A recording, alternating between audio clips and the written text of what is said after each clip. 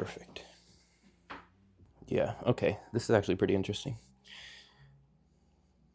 So I'm catching like the right hip is a little high on you, Vincent, which kind of crunches everything on this right side. It kind of pulls everything in like this.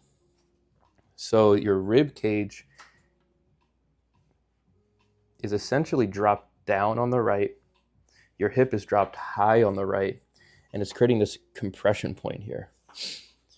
So even when I do this, I could see your pelvis go back to this neutral aligned state. When I do this, Vincent, do you feel how your pelvis is rocking?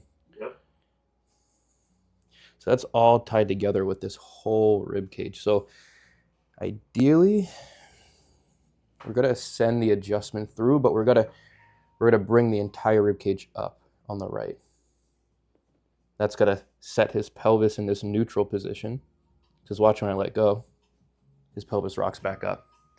So I'm going to get his pelvis into this neutral position using the whole rib cage and the fascia and the posterior chain as a lever, and then set the adjustment in to help correct that pattern. Let this right arm fall for me. Perfect, man. So take a deep breath into the side. Feel that decompress, open up. Got it, let it go. Perfect. And then we connect here. Deep breath in. Bring it all the way up. Let it drop. Perfect.